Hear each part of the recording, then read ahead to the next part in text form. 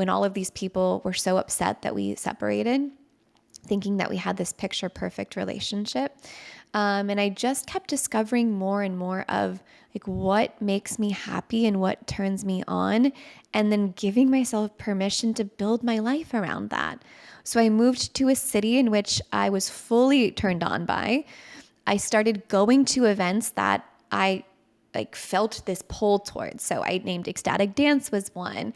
I got into plant medicine ceremonies. I started to go to women's circles where I was just like building these beautiful connections, and I didn't have anyone to fall back on. And so it was so pivotal for me to put myself out there at a level in which I had never done before. And so the growth was tremendous because I basically had a blank canvas, and every decision I made was so intentional. It was like, you didn't just drop a bomb on your life, leave your marriage, leave your previous city, sell your home, and do all of this shit to rebuild a life that looks exactly the same. So every single decision I made was, what do you want? Like, what do you actually want? Now that you gave yourself permission to have it, you get to go for it. And so now I still look around my apartment and I pinch myself because it's like, I created this, and there's nothing more rewarding, and like my feelings of self-worth and confidence have just gone through the roof because everything in my life that I've said I wanted, I've given to myself, and that has felt so fulfilling. So fulfilling. And then I would say the last gift in divorce, which is, it's going to be actually ironic, is I see marriage in a whole new light. I see partnership in a whole new light. And I'm getting a little choked up just thinking about it because I see the reverence and I see the beauty in partnership. And I didn't see that when I was in my marriage. I took it for granted. I just assumed everyone had this.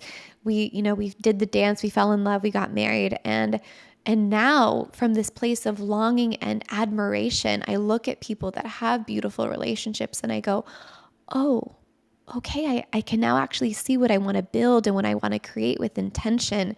And I'm not going to just fall into the next thing that falls in front of me. I'm going to choose the most extraordinary version of a person I've ever met. And together we will build the life that is perfect for us.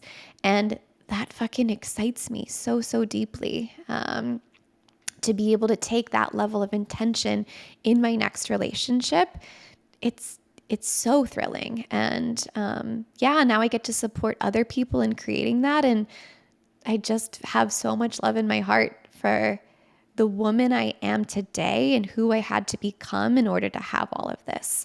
And divorce was my gateway to that. And I wouldn't change that for a minute.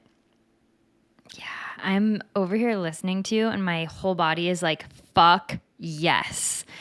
It's so beautiful in the way you're talking about how you view relationships and the relationship you want in the future. And I know that that is out there waiting for you. And when the time is right, that will 100% be part of your future. And you also said something that just like blew my mind. And I want to frame because I think it's applicable for divorce, but so many other things. You said, I didn't just blow up my entire life to build the exact same life again.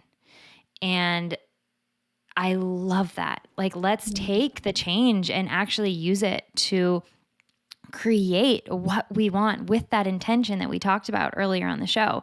And you're such an incredible example of that. And I'm just like, this conversation is for all women, whether you've been divorced or not, or you just want to live a life that feels more in alignment with who you truly are. These are the tools. These are the things we all need to keep in mind. Thank you. Yeah. There's one thing I want to touch on before we go into sex and what your work looks like today, and just kind of talking about some of your newer experiences as someone who isn't in a relationship. You did have a partner after your divorce. You had a relationship and it ended. And there was a question that you asked yourself, and you can talk about this relationship if you want to, or we can just keep it at the ending part and the question that you asked yourself. But there was a really profound question that I'll never forget after you shared it to me that you heard from another coach, and the answer to it led you to know that this person wasn't for you and that you were going to leave the relationship. Will you talk a little bit about that? Ooh, yeah. Yes, yes. What a powerful question. This moment will forever be imprinted in my mind because it's one of those moments of divinity where you're like, I'm exactly in the right place at the right time. And thank you. Thank you, universe, for giving me this beautiful gift. I did fall in love really quickly after my marriage ended. And looking back, my therapist at the time told me, she goes, this is your branch. She named it before I was ready to really see it and ready to hear her, because I remember being so triggered by that comment. And he absolutely was. And I would do it all over again because of the strength and the beauty that I found in him loving me in a way that I hadn't allowed myself to be loved in my marriage. And so, yes, I technically fell from one relationship to the other, but it was exactly what I needed at the time. And my indecision about whether or not this was my person for essentially the better half of a year, I can now see as a clear no, right? Like my lack of fuck yes was really my no, but I just wasn't able to be with it yet.